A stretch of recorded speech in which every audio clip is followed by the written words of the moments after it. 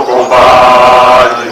Nous allons lui remettre l'insigne de porte-drapeau ainsi que le diplôme qui accompagne cet insigne.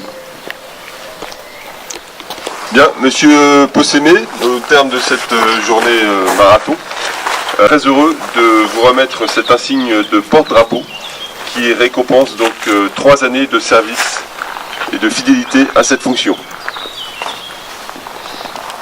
Kilomètres de Trédion à Saint-Marcel, à laquelle ont participé agents de la préfecture, gendarmes, policiers, militaires, sapeurs-pompiers, coureurs, citoyens, enfants. Nous nous retrouvons rassemblés devant la stèle du lieutenant Émile Morel pour cette dernière étape du relais du souvenir. Comme vous le savez, Saint-Marcel, au lieu de la résistance, abritait le plus grand maquis de Bretagne en 1944. Et son rôle fut déterminant dans l'issue de la Seconde Guerre mondiale. Ici même, de violents combats s'y déroulèrent le 18 juin, faisant de nombreux morts chez l'assaillant. Les représailles en furent d'autant plus terribles. Combattants tués, fusillés ou mortellement blessés. Habitants ou simples citoyens exécutés ou déportés. L'occupant fit aussi payer à Saint-Marcel, commune martyre, le prix de ses combats. Bourgs brûlés, fermes avoisinantes pillées et incendiées. En reconnaissance, Saint-Marcel a reçu une citation et la croix de guerre avec palme.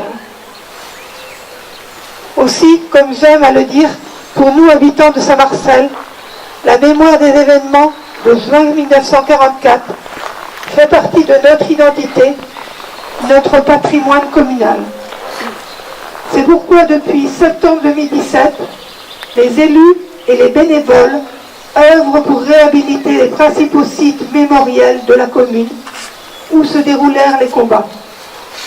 Ainsi, aujourd'hui, le 5 juin 2019, 75 ans après les combats, nous venons de finaliser le réaménagement des 3 stèles, des Hardy-Bellec, du Bourg, du Bois-Joli, la création d'espace Émile Morel, où nous sommes rassemblés, et la pose d'un panneau rappelant le bourg brûlé aux côtés de la citation de croix de guerre avec palme décernée à Saint-Marcel.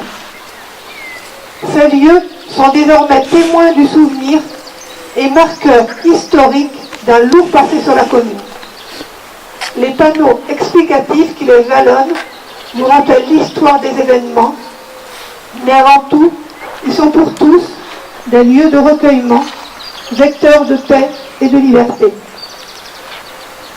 Aujourd'hui, les cérémonies de commémoration du relais du souvenir nous rappellent la mémoire de ces soldats de la France libre, parachutés à Saint-Marcel et dans le Morbihan à partir de juin 1944.